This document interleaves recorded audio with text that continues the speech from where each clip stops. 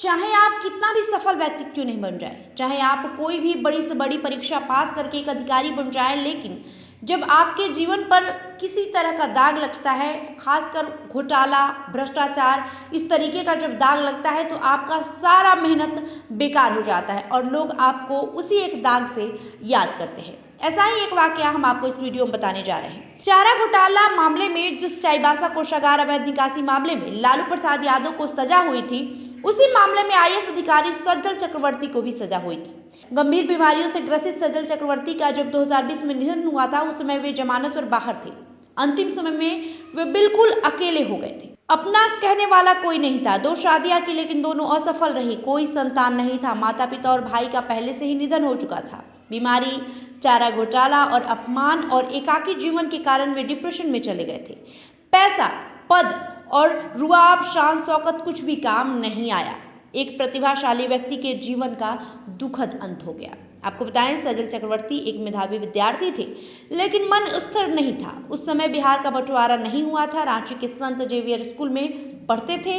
पिता और भाई सेना में बड़े अधिकारी थे। परिवार की परंपरा को देखते हुए उन्हें भी सैन्य अधिकारी बनाने की कोशिश की गई। मिलिट्री कॉलेज देहरादून में सिलेक्शन हुआ, वहां एडमिशन तो लिया, लेकिन यहाँ मन नहीं लगा।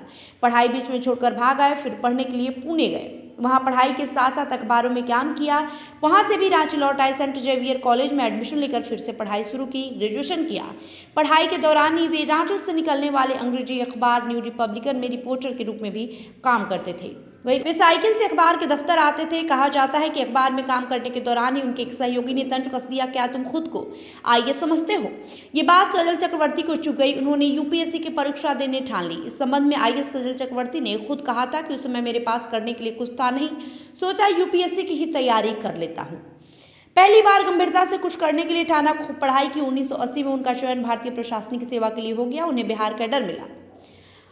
आईएएस सज्जल चक्रवर्ती की पहचान मिलने के बाद सेवा काल के दौरान चाईबासा में डिप्टी कमिश्नर बने। वे 1992 से 95 तक चाईबासा के डीसी रहे थे। 96 में जब चारा घोटाला का उजागर हुआ तो चाईबासा कोषागार अवैध निकासी मामले में उनका भी नाम आया। इसी मामले में वे पहली बार 1998 में जेल गए।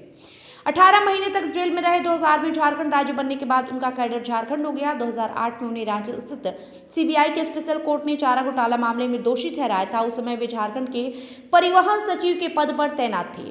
उन्होंने इस फैसले को हाईकोर्ट में चुनौती दी। अगस्त 2012 में झारखंड हाईकोर्ट ने सज्जल चक्रवर्ती को चारा घोटाला मामले में बरी कर दिया। सीबीआई के स्पेशल कोर्ट के आदेश को भी खारिज कर दिया। स्पेशल कोर्ट ने उन्हें 2008 में 4.5 की सजा सुनाई थी। बरी होने के बाद सज्जल चक्रवर्ती 2014 में झारखंड के मुख्य सचिव बने, लेकिन सीबीआई ने झारखंड हाईकोर्ट के फैसले को सुप्रीम कोर्ट में चुनौती दे दी।